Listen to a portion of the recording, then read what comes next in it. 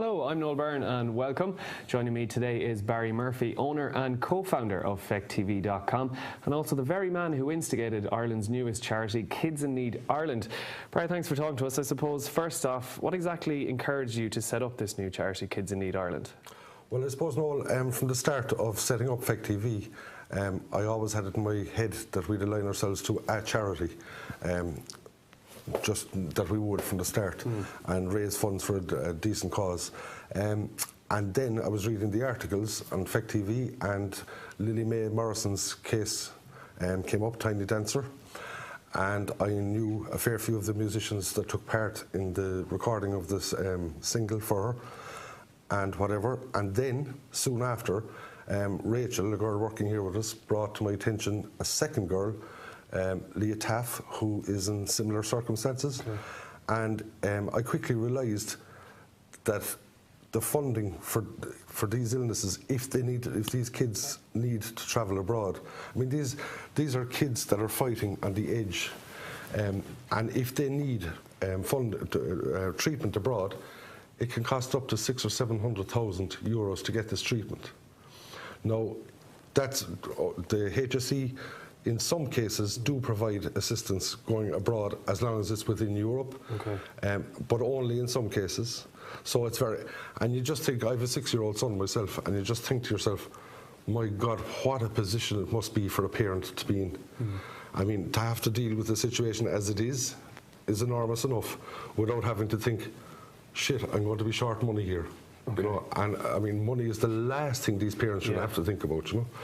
So when I put all that together and then did a little bit of research, it turns out on average we have 5 or 6 children a year in these circumstances, and I thought, you know what, there isn't a specific charity out there for these causes, for these people in these situations, and despite the best fundraising efforts of each of them, most of them struggle to reach 40 or 50,000 euros. Really, yeah. Yeah, and a lot of it is local community, obviously people that would know them. So I thought if we take this to a national level, we might be able to solve many people helping with small amounts of money. We might be able to solve this problem for these 5 or 6 incidences. I suppose the next question then is, what have you decided to do and what's going to happen to help the cause? First of all, we're after delivering 15,000 posters right around the country, just for fun, last week.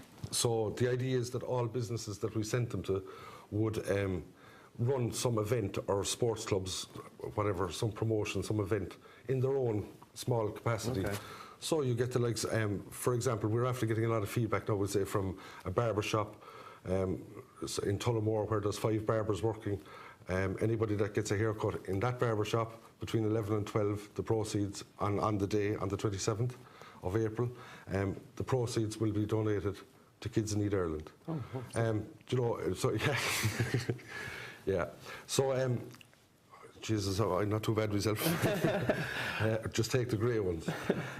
So, and pubs, you know, that they'd put a cover charge of maybe €2 on the door, whatever. Every little business doing its own thing. And when you've thousands and thousands of businesses doing small things, which people would support, their customers would support, that would be one thing.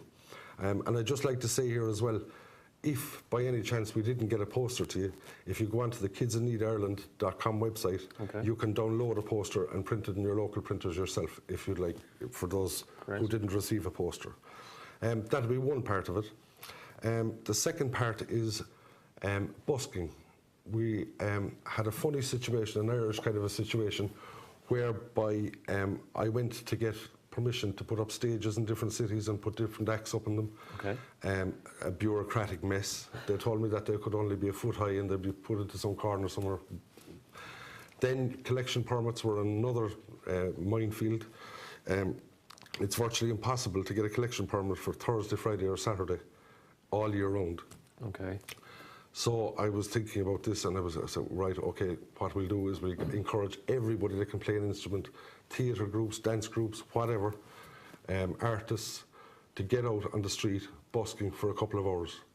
and hopefully that they would then give the proceeds, donate the proceeds to Kids in Need Ireland. Okay. So that way we got around the stage, and there's a lot of friends of mine, some of them pretty well-known musicians, who will be taking part, and just busk for a few hours, whether you're 6, 7 years of age, 90 years of age, right up there, professional, doesn't matter, covers band, anything.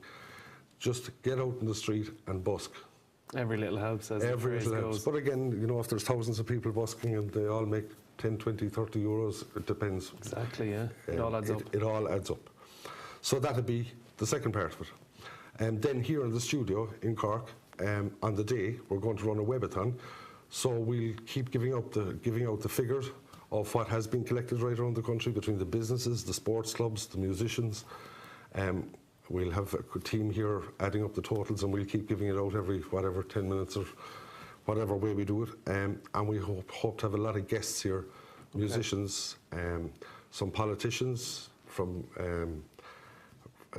spokesmen in health, a couple of consultants, cancer consultants from the hospitals, relatives of Leah's and Lily May's.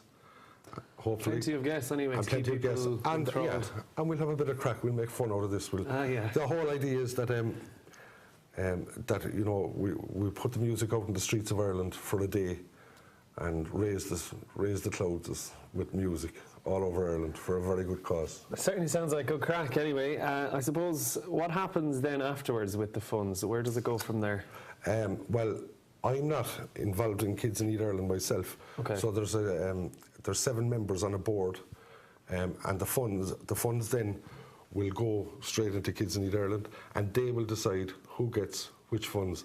And they would also have advisors, you know, doctors and different people to advise them, deciding who would get what funds. But it's safe to say that hopefully, if we have enough funds, any child that does need to go abroad, that their medical expenses will be covered, the cost of their parents' travel, accommodation, whatever's common sense needed in a situation will be there.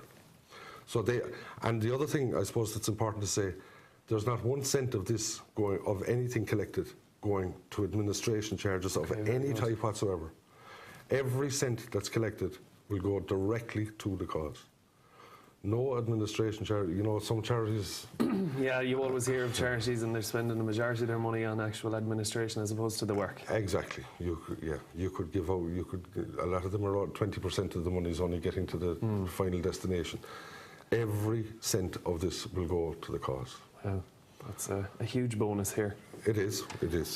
And let's hope, you know, that we can take the burden off, the financial burden, which is obviously in these parents' situations is a big part of it, but not the biggest thing. It certainly alleviates some of their worry anyway, dealing with such. I mean, to be sitting there when you have a life of a child, of your own child, in that position, and to be thinking about money, it just doesn't make sense. No. So we're going to run this, and hopefully every year it'll get bigger and stronger. And this is the first webathon in Ireland. Yeah, it's certainly exciting times, and don't forget that if you want to keep up to date with all the goings on of Kids in Need Ireland, you can do so on Facebook and Twitter, and also on kidsinneedireland.com.